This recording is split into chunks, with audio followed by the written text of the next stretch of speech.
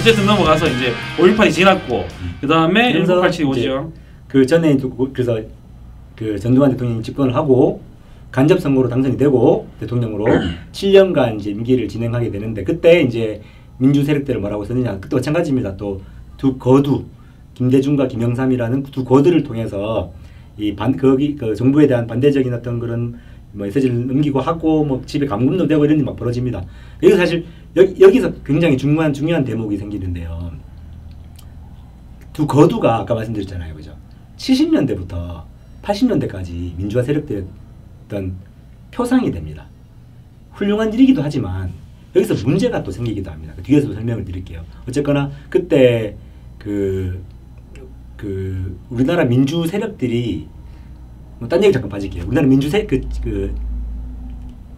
위키피디아 같은 거 찾아보시면 우리나라 민주 세력들 민주를 기초로 하는 당의 이름이 정말 많이 바뀝니다. 제가 지금 설명드리기가 힘들 정도로 외우기가 힘들 정도로 마치 심하게 말하면 누더기 역사입니다. 우리나라 민주 세력 정당사 그리고 진보 세력 정당사는 그야말로 누더기와 같습니다.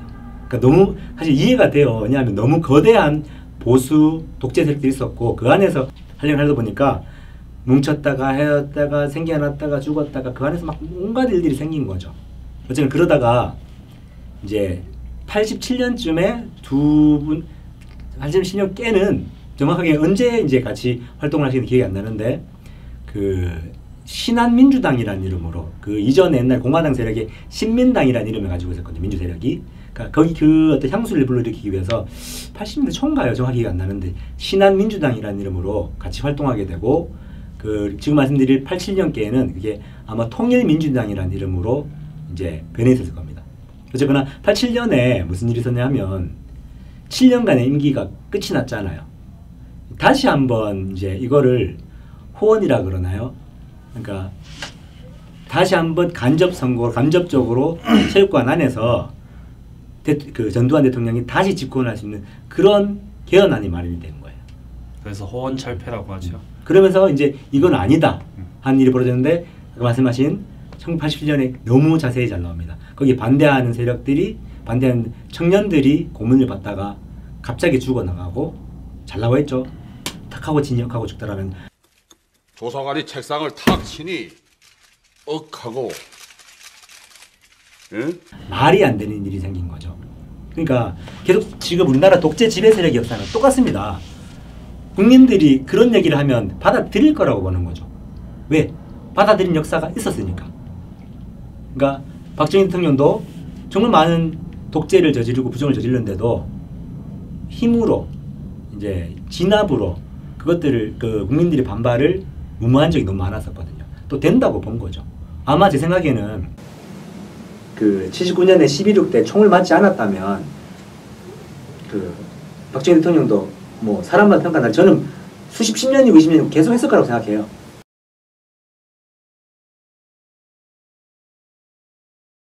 근데 계속 됐겠느냐? 저는 또 그 사이에 분명히 또 민중들의 저항의 역사가 시작됐을 거라고 봅니다. 어쨌거나 그러니까 또 될 거라고 본 거죠. 그렇게 해도 될 거라고 본 거죠. 근데 아까 말씀드린 것처럼 우리나라의 국민들이 보통이 아니거든요.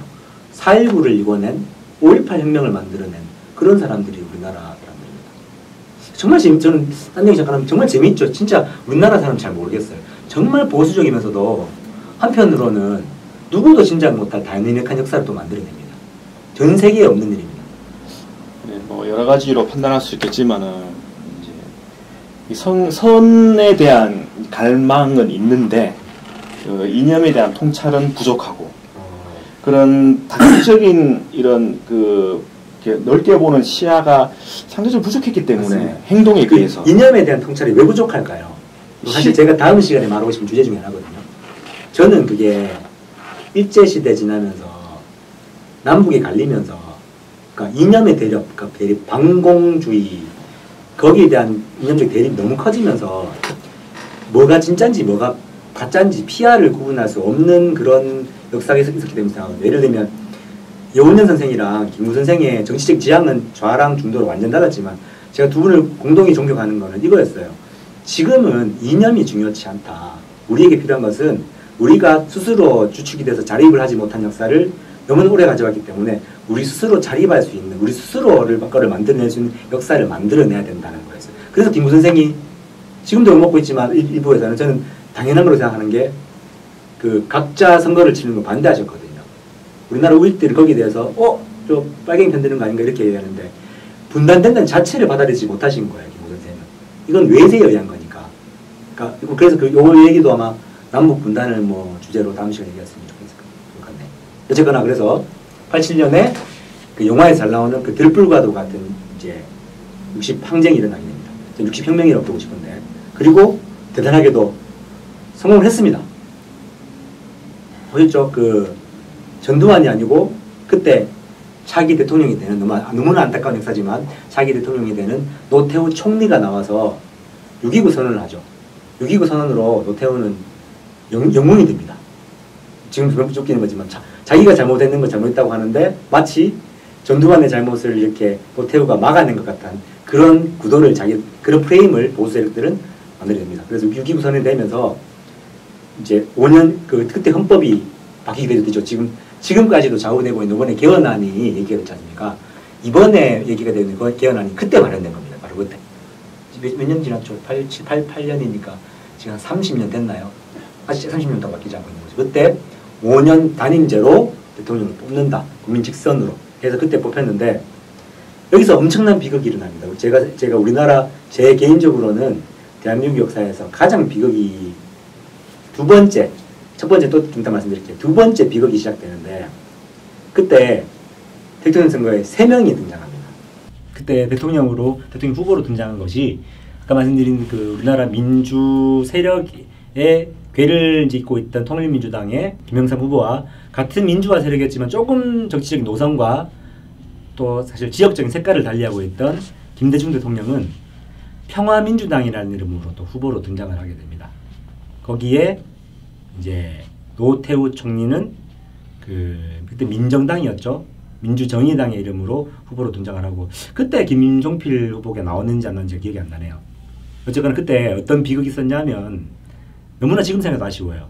그때 우리가 지금 그 촛불혁명을 통해서 엄청난 변화를 경험하고 있잖아요.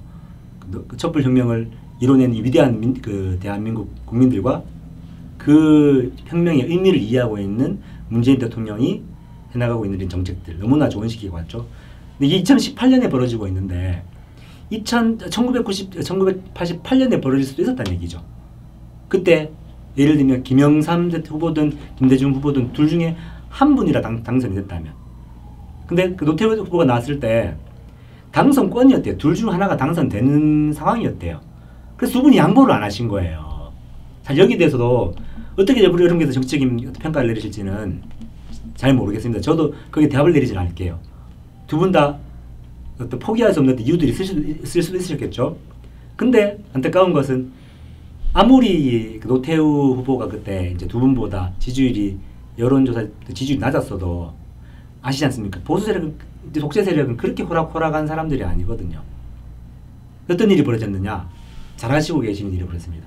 칼기 폭파 사건이 있답니다. 그 12월이었습니다. 그게 투표 제가 알기로는 일주일 전인가 칼기 폭파 사건이 떴습니다. 북한 공작원 김현희가 우리나라 대한민국 그 대한항공 칼기를 폭발시켜서 우리나라 수많은 사람들이 죽었다. 지금으로 얘기하면 북풍이 뜬 거죠. 자, 여기에 대해서 꼭 말씀드리고 싶은 게 칼기 폭파 사건은 북한이 이렇게 했다는 증거가 아직 하나도 없습니다. 이렇게 말씀드리면 또 제가 빨갱이처럼 받아들일 수가 있는데 증거 자체가 없습니다. 그 유족들도 북한이라고 생각하지 않습니다. 북한이라고 얘기한 사람이 없습니다. 이게 옛날 그 노무현 대통령 때 그 IMBC였나요? 거기에 다큐멘터리로 뜬 적도 있었어요.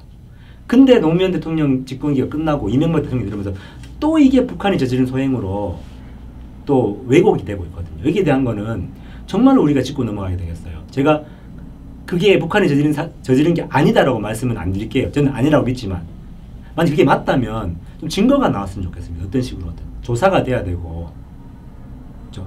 얘가 이정현 씨가 저를 때렸어요.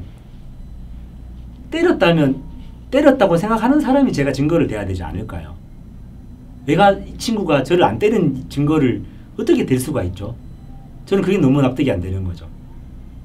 어쨌거나 그 비극이 얼마나 큰 거였냐 하면 삽시간에 지지율이 바뀝니다.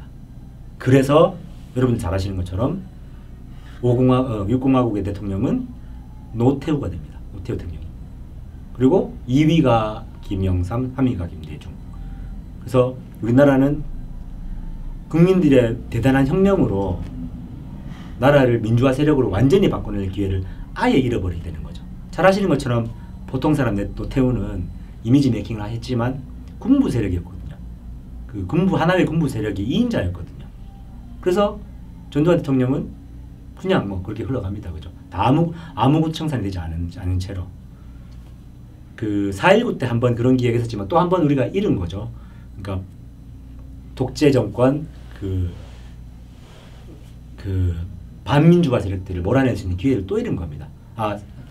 두 번째 아니구나. 첫 번째, 반민특위의 실패. 두 번째,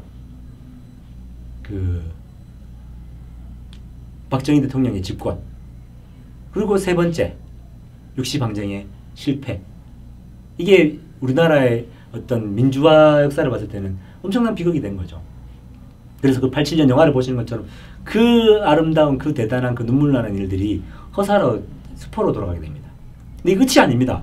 제 개인적으로는 대한민국 역사에서 가장 헌정사의 정부 수립 이후에 가장 불행한 역사라고 믿고 있는 건데, 갑자기 민주화 세력이었던 김영삼 대통령이 3당 합당을 하게 됩니다. 그 3당이 누구냐 하면 민정당, 전두환, 노태우 세력이다. 그죠? 민자당이었네. 그때는 노태우 대통령이 되면서 민자당이 바뀌었나 어쨌거나 그 세력입니다. 신군부 세력과 공화당, 김종필 총재의 구군부 세력, 즉 박정희 정권 때 어떤 나라를 이끌었던 그 세력들이 세 개가 하나가 돼버립니다. 이거는 뭐 좀 깔아주세요. 정말 슬픈 노래로. 말도 안 되는 일이 벌어진 거예요. 쉽게 말해서 지금 저 오바하면 갑자기 문재인 대통령이 자유한국당에게 우리 같이 가당을 같이 만들자, 우리 같이 정치를 이끌자고 하는 거예요. 말도 안 되는 상황이 벌어진 거죠. 왜 그런 상황이 벌어졌을까요? 거기에도 여러 가지 평가가 있겠죠. 그때 김영삼 대통령은 김영삼 때 총재였죠. 자기가 대통령이 될 수 없다고 봤나 봐요. 근데 그 대통령이 될 수 없는 그 제일 큰 라이벌은 누구였을까요? 김대중 대통령이었거든요. 그러니까 제가 생각할 때는 요거는 뭐 논란의 여지가 있다고 좀 말씀드리겠습니다. 저는 한 노구의 욕심이, 대통령이 되고자 하는 욕심이 결국에는 이 반민주의 구도까지 들어버린 거죠. 이건 정말로 중요합니다. 합당이 되면서 거기서 김영삼 총재 밑에 있던 분들은 민주화 세력입니다. 갑자기 합당이 되면서 자기의 적들과 같이 놀아나게 되는 거죠. 그 역사는 지금도 드러나면 그때 김영삼 밑에 있던 사람이 누구였냐면 홍준표입니다. 답이 나오시죠? 모래시계 검사. 홍준표 지금 대표가 3당 합당 이후에 가입을 했는지 입당을 했는지 그 전에 했는지가 기억이 안 나요. 어쨌거나 그렇게 된 겁니다. 서로 민주화의 상징이었던 김영삼이 하는 일인데 문제가 안 되게 된 거죠. 그 많은 수구 독재 세력들이 문제가 안 되게 돼버린 겁니다. 그러면서 여러분 결과 잘 아시죠? 김대중 대통령과 김영삼 대통령 만났고, 김대중 대통령은 참패를 했고 김영삼 대통령은 말 그대로 대통령이 되었습니다. 근데 그때 정말 또 중요한 얘기가 등장하는데, 그때 이 합당을 반대한 사람이 있습니다. 잘 아시죠? 누구신지. 반대 토론해야 됩니다. 잘 아시지 않습니까? 바로 노무현 대통령입니다. 그때 노무현 대통령이 반대를 안 했으면 바로 PK에서 뭐 다 다 해드셨을 겁니다. 뭐 국회의원이든 그죠? 뭐 시장이든 다 해드셨을 거예요. PK의 상당 부분이 이제 김영삼 대통령의 지분이었기 때문에. 근데 그 꼴통이신 존경하는 외골 수 있는 우리의 제 개인적으로 아직까지 모토가 되고 있는 그분은 그 옳지 않음을 아신 거죠. 그러면서 여기서 또 복잡한 일이 벌어집니다. 아까 우리나라 민주 정당사를 말씀드렸죠. 민주화 세력이 정당사. 민주 세력이 수구 세력 합쳤으니까 나머지 어떻게 되겠어요?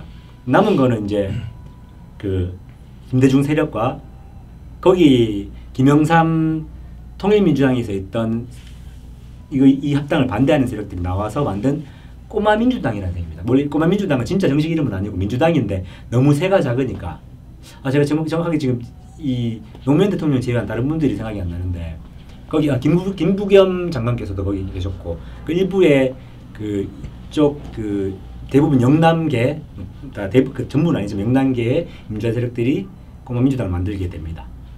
여기서 중요한 게 그 다음에 이제 김대중 대통령이 대통령 출마하게 되면서 남은 그 이제 민주 세력이잖아요. 그래서 이제 합당을 하게 됩니다. 그때 이름 뭐였죠? 새천년 민주당 합당하게 되면서 또 다시 한번 이게 좀 여기서 복잡한 또 지역주의가 드러나는 것 같은데 거기는 그냥 자세하지 않겠습니다.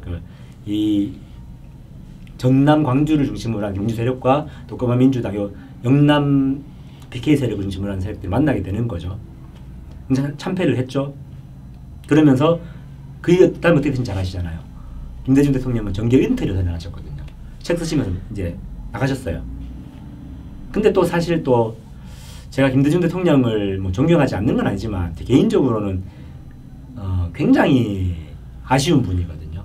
그러니까 우리나라 정치사를 발전시키기도 했지만 퇴보시키기도 하신 분이라고 생각을 해요. 아까 말씀드린 것처럼 그때 개인적인 어떤 희망은 이해하지만 만약에 87년에 김대중 대통령이든 김영삼 대통령이든 한 분이 양보를 하셨다면 우리나라 역사는 완전히 달라졌을 겁니다. 그때 두 분이 단일화가 이루어졌다 그러면 3당 합당이랑 이미 쓸 수가 없겠죠. 이미 그 민주 세력이 단일화가 끝이 났는데. 역사의 만약. 그렇죠. 그래서 그러면서 나가게 되면서 또 민주당은 민주당끼리의 또 어떤 이합집산을 가지게 됩니다. 근데 하시는 것처럼 김대중 대통령이 정계 복귀를 선언했지 않습니까?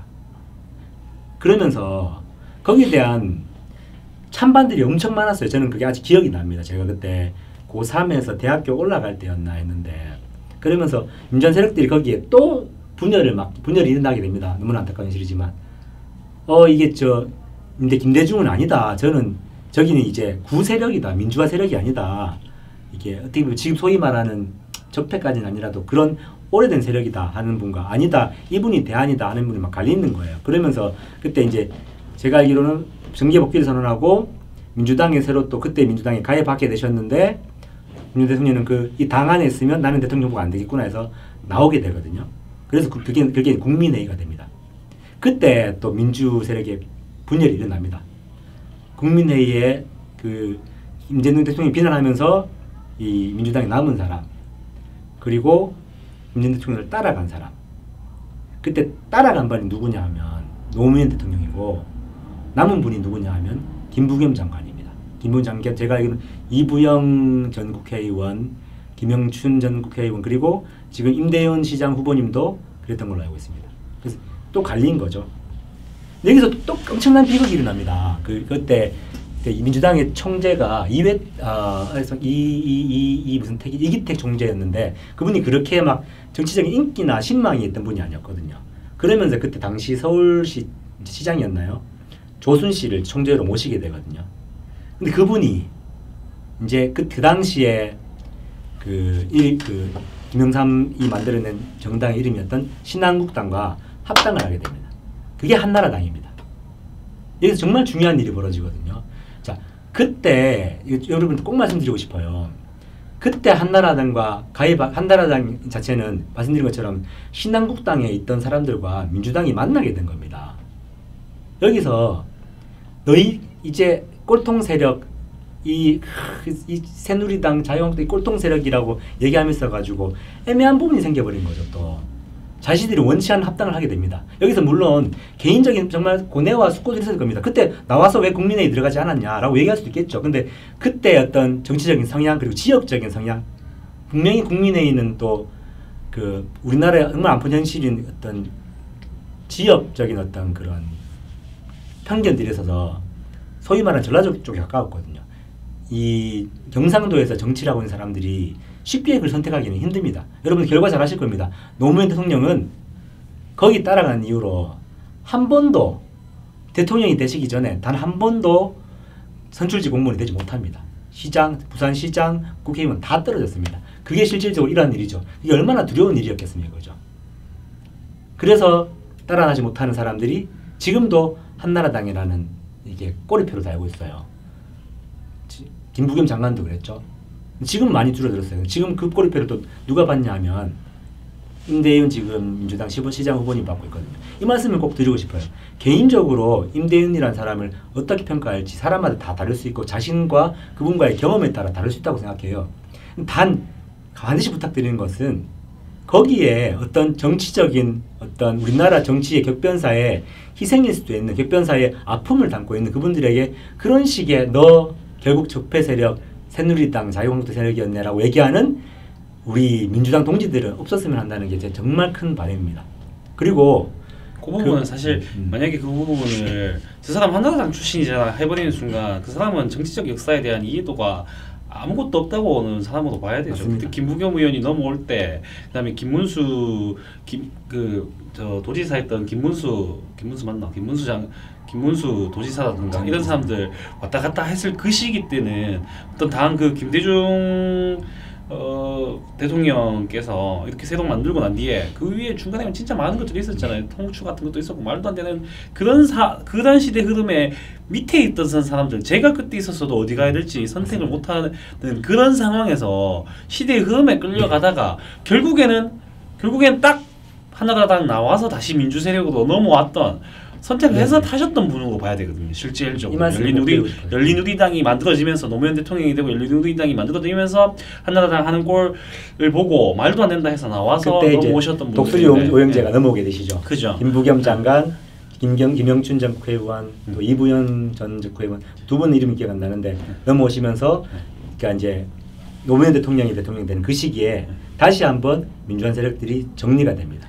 임대현 후보도 그때 이제 다시 그 열린우리당에 가입을 하시게 입당을 하시게 된 거고 그때 대통령 비서관으로 일하시게 됩니다. 그래서 그 부분에 대해서는 아까 이정현 씨가 말씀 잘하신 것처럼 남북이 갈리던 그 해방 전국에 너 남이냐 북이냐 얘기 잘못해서 죽창이 찔리던 그 시기처럼 그 시대의 격변에서 놓였던 그분들의 선택에 대해서 너무 쉽게 드라마 보듯이 그냥 영화 극장에서 팝콘 씹으면서 배드가이, 굿가이, 나쁜 놈, 좋은 놈 하듯이 그렇게는 얘기를 안 했으면 좋겠다는 게 여러분들이 만약에 우리나라 정치 역사를 이해하고 정치 역사의 발전을 바라시는 분들이면 그렇게는 얘기를 안 해주셨으면 좋겠어요.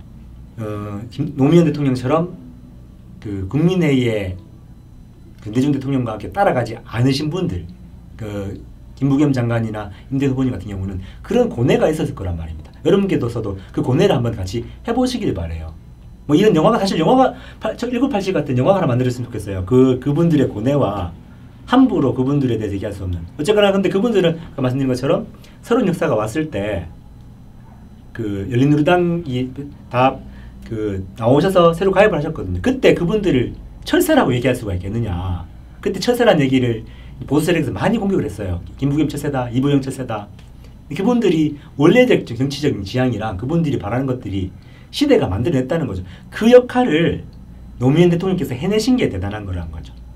지금도 이게 어느 정도 정리가 되고 있지 않습니까? 그죠? 지금 뭐 보수 진보의 뭐 다툼이 아니라 정말 나라를 헤쳐먹고 있던 세력과 나라를 그래도 걱정하고 있는 세력들로 정리가 되지 않습니까? 여러분들께서 어느 정도 보실 거예요. 개인적인 비난이 아닙니다. 그런 지금 역사적인 물줄기들이 생겨나고 있는 걸 보실 겁니다. 이거 누가 만들었느냐? 문재인 대통령이 만든 거 절대 아닙니다. 국민들이 만드셨어요. 촛불혁명을 통해서. 근데 아까 또 연결시켜 볼까요? 이만 뛰어넘어서 얘기해 보겠습니다. 60 항쟁에는 촛불혁명과 저는 전혀 다르지 않았다고 보거든요. 결과는 완전히 달랐죠. 무엇 때문일까? 60대는 그 거대한 국민들의 물줄기와 욕구를 받아들여준 정치인이 없었습니다. 이거는 이렇게 얘기할 수밖에 없습니다. 김대중, 김영삼은 그런 사람이 아니었어요. 그렇죠? 지금은 우리는 그걸 가졌습니다. 문재인 대통령이 개인적으로 대단하다고 생각하지 않습니다. 저는 존경스러운 건 단 하나입니다. 이 부분. 촛불혁명이라는 거대한 흐름이 당신께 요구하고 있는 게 뭔지를 아는 현명하고 겸손하고 겁낼 줄 아는 분이세요. 이분이 이 국민의 무서움을 모르는 순간 똑같은 결과가 벌어질 거고 벌어졌을 거거든요. 지금 아직까지는 그 촛불혁명이 계속 이분의 정책을 통해서 이어지고 있고 거기에서 나오는 게 75%의 지지율이라고 저는 확신이 나거든요. 저거는 뭐 많이 중간에 뛰어넘는 그래서 그런 역사들이 있어왔고 그리고 노무현 대통령이 등장 시민들의 적극적인 지지를 통해서 등장하게 됐고 거기서도 유시민이라는 걸출한 인물이 그때 개혁신당이었나요? 개혁신당이었죠. 개혁신당에는 그 최초의 시민들이 직접 만들어내는 그런 이제 정당을 만들어서 측면 지원함으로써 엄청난 지지율의 약세를 보게 대통령이 됐다고죠. 근데 잘 아시는 것처럼 노무현 대통령의 정권은 실패한 정권으로 이제 기록이 되고 있습니다. 저는 사실 절대로 노무현의 실패라고 보지 않거든요. 노무현을 만들어낸, 노무현을 이끌어낸 이 정치사 자체 전체, 정치 세력 전체의 실패라고 보고 있습니다. 근데 그 실패의 역사는 저는 좀 야기됐다고 또 생각을 하거든요. 잘 아시는 것처럼 문재인 대통령은 그거를 지켜본 사람이고 문재인 대통령을 지키고 계시는 분들도 그거를 지켜본 사람들인데 이제 그런 일들이 벌어지지 않죠. 언론의 공격, 내부적인 공격들을 철저하게 막아내고 있고 칼기 폭파 정도 사건이 일어나도 지지율은 떨어지지 않을 거다. 저는 그렇게 생각합니다. 시민들은 그렇게 속지 않을 거다. 이제 그 환경을 만들었습니다. 가장 다른 게 그때는 노무현을 너무 지지했지만 지키는 게 어떤 건지 몰랐죠. 그분을 까고 그분의 조금이라는 그분의 약한 부분, 그분의 어떤 서투른 부분들을 까고 공격하는 것들이 이제 그분을 위한 것 혹은 나의 어떤 정치적인 어떤 무언가를 해소하는 거라 생각했는데 그러면서 많은 걸 잃게 돼 결국에는 죽음으로까지 가게 됐죠. 그러니까 우리가 못 지킨 거라고 생각해요. 근데 지금은 말씀하신 것처럼 웬만한 일이 벌어져도 지지율이 바뀌질 않아요. 적힌 같은 거 뭐 의미 없습니다. 네. 그게 한국당이 뭐하다 해도 의미 없습니다. 절대로 문재인 대통령이 대단해서 그런 거 아닙니다. 네, 어쨌든 민주당의 민주진보 당의 역사라기보다 우리나라 전체적인 어떤 대통령 그러니까 통수권자의 역사를 통해서 본 민주당의 변화 그 정도로 정리하면 좋을 것 같습니다. 이번 시간은 굉장히 긴 시간을 혼자서 떠드셨는데 힘드신 것 같으세요. 어쨌든 이 타임은 끊어서 가고 다음 타임에 다시 잠깐 쉬고 오겠습니다.